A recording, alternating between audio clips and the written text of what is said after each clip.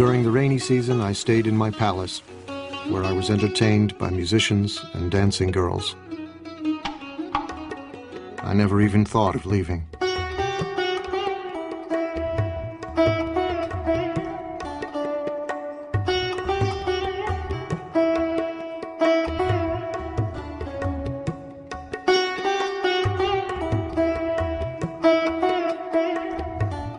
When he was 16, his father, drawing him tighter into palace life, married him to his cousin. It wasn't long before they fell in love. He was totally in love with her. There is a story that on their honeymoon, which was about 10 years long, at one time they rolled off the roof that they were making love on while in union, and they fell down but landed in a bed of lotuses and lilies and didn't notice they had fallen.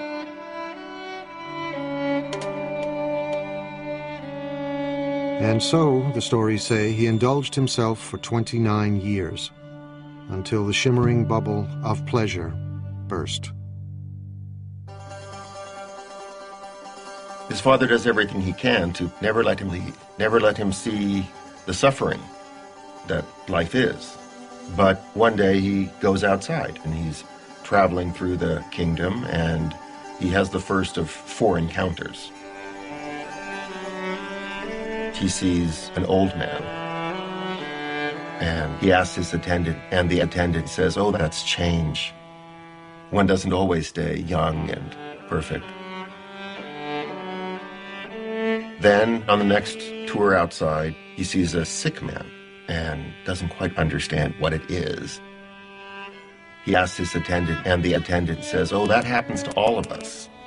Everybody gets sick, and don't think you are a prince, you will not get sick. Your father will get sick, your mom will get sick, everybody will become sick. Then he sees that it isn't just the sick person, in fact it's universal, and something is stimulated inside of him, so he keeps getting the chariot driver to take him out, and he sees, horror after horror. And on his 3rd trip outside, he meets a corpse. And he recognizes impermanence and suffering and death as the real state of things. The world that he had been protected from, shielded from, kept from seeing. And he was shocked.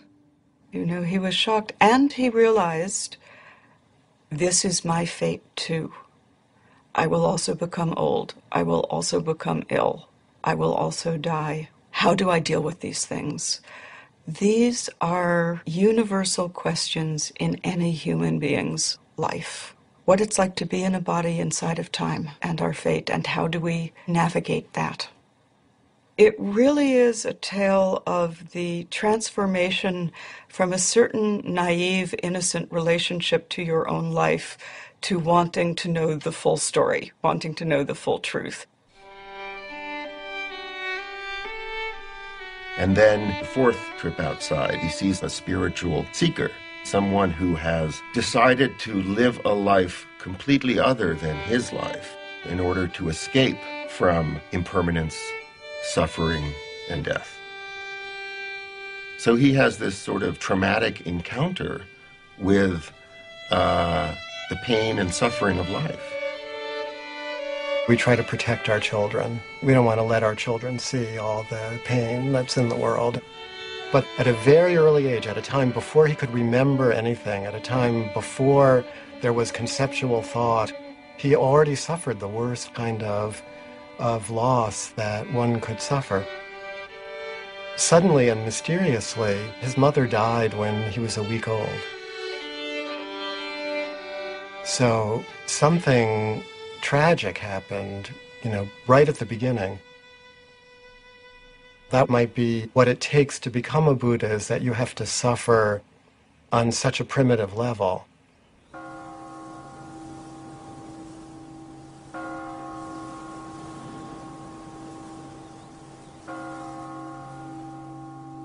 "29 years old, profoundly troubled, Siddhartha was determined to comprehend the nature of suffering. He resolved to leave the palace. His wife had just given birth to a baby boy, Siddhartha called him Rahula, fetter. He names his son Fetter. He names his son Ball and Chain. This is the fetter that will keep me tethered to this life. This is what will keep me imprisoned.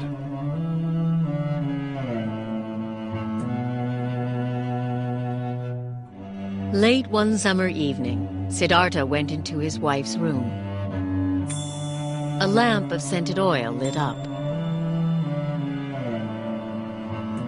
His wife lay sleeping on a bed strewn with flowers, cradling their newborn son in her arms. He gazed from the threshold, deep in thought. If I take my wife's hand from my son's head and pick him up and hold him in my arms, it will be painful for me to leave. He turned away and climbed down to the palace courtyard. His beloved horse Kantaka was waiting. As he rode toward the city's northern wall, he leapt high into the air. Mara, the tempter god of desire, was waiting. You are destined, Mara told him, to rule a great empire. Go back, and worldly power will be yours.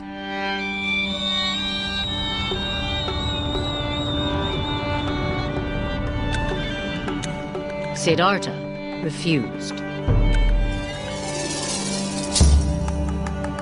He left grief and probably absolute puzzlement and dismay in the hearts of wife, in the infant son who was innocent and yet was suddenly fatherless, and of course his own father. But there is no knowledge won without sacrifice.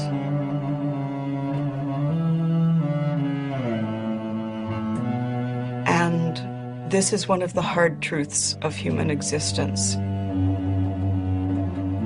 In order to gain anything, you must first lose everything.